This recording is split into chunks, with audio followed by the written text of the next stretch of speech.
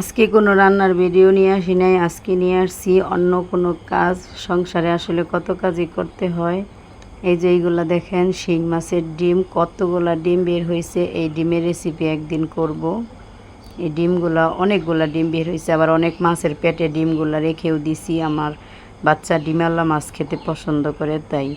আসসালামু আলাইকুম, Kohinoor mini kitchen and ব্লগে সবাইকে স্বাগতম। সবাই কেমন আছেন? অবশ্যই আল্লাহর রহমতে ভালো আছেন, আমিও ভালো আছি।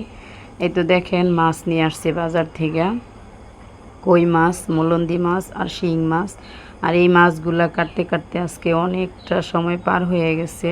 শর্টকাট রান্না করছি, রান্নার ভিডিও করতে সময় পাই নাই, তাই মাছগুলা ভিডিও করে আপনাদের কাছে উপহার দিলাম। আপনারা প্লিজ কমেন্টে বলবেন কার কার প্রতিদিন এত কাজ করতে হয় সংসারে, বা একা একা কাজ করতে কার কার কষ্ট হয়। আমি কিন্তু একাই কাজ করি। এই মাছগুলো একা হাতে কাটছি। 1 কেজি মুলন্দি মাছ, 2 কেজি শিং মাছ, 2 কেজি কই মাছ, এইগুলো কাটতে আমার প্রচুর সময় লাগছে। কালকের তরকারি ছিল, একটা তরকারি ডিম রান্না করছি আর মিষ্টি কুমড়া ভাজি শর্টকাট, ওইটা ভিডিও করতে পারি নাই সময়ের অভাবে। এই তো দেখেন কই মাছ। এই কই মাছগুলো অনেক বড় বড়, একটা করে মাছ 4 টুকরা করে হয়েছে, একদম টাটকা ফ্রেশ শিং মাছ, কই মাছ একদম গ্রামের হাটে থেকে কিনে আনছে। আমাদের এইখানে সপ্তাহে একটা হাট হয় গ্রামে, সেই হাটে থেকে এই মাছগুলো নিয়ে আসছে যায়া। এখন এই মাছগুলো আমি কাটবো। আর কই মাছ আমি আগে কেচি দিয়া কাটাগুলা ফেলে নেই, তারপরে মাছটা কাটতে অনেক সুবিধা হয়, নইলে আঙ্গুল টাঙ্গুল সব কেটে যায় বটি দেওয়া যদি এই কাটাগুলা কাটতে যাই।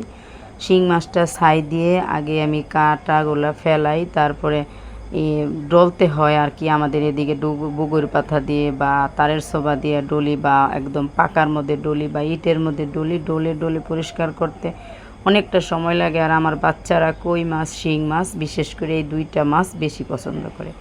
আর এই তো দেখেন একটা বাঙ্গি নিয়ে আসছে। এই বাঙ্গি, আমার শ্বশুর বাঙ্গি খেতে খুব পছন্দ করে। আমি অতটা খাই না বলতে আমি কখনোই খাই না। বাঙ্গিটা যদি দুধ দিয়া, চিনি দিয়া, গুঁড়ার দুধ দিয়ে একটু ব্লেন্ডার করা যায় তাহলে একটু খাই, কিন্তু আমার মনে হয় আমার একদমই ভালো লাগে না বাঙ্গিটা। কিন্তু খুব সুস্বাদু, উপকারী, শরীর ঠান্ডা, মন ঠান্ডা করার মতন একটা ফল, কিন্তু আমার ভালো লাগে না। কার কার বাঙ্গি পছন্দ কমেন্টে বলবেন। আর দেখেন মাছগুলো আমি মাথাটা আলাদা করে ফেলছি, মাছটা আলাদা করে ফেলছি। এইভাবে আমার বাচ্চাটা খেতে পারবে। এই ছোটো মাছ তো বাচ্চাদের খাওয়ানো দরকার আছে, সেই জন্য মাথা থাকলে কাটা কাটা লাগবে। আমি মাছটাটা আলাদা করছি। এই মাথাটা তেলের মধ্যে টেলে কাঁচামরিচ, পেঁয়াজ বা শুকনা মরিচ দিয়ে পাটায় বেটে ভর্তা করলে কিন্তু অনেক মজা লাগে। আবার গরম গরম ভেজে খেলেও কিন্তু খুব মজা লাগে, মুচমুচে হয়। আর এই ছোটো মাছগুলো এখন খেতে কিন্তু কাটা লাগবে না, একদম কাসকি মাছের মতো লাগবে, আমার বড় বাচ্চাও খেতে পারবে।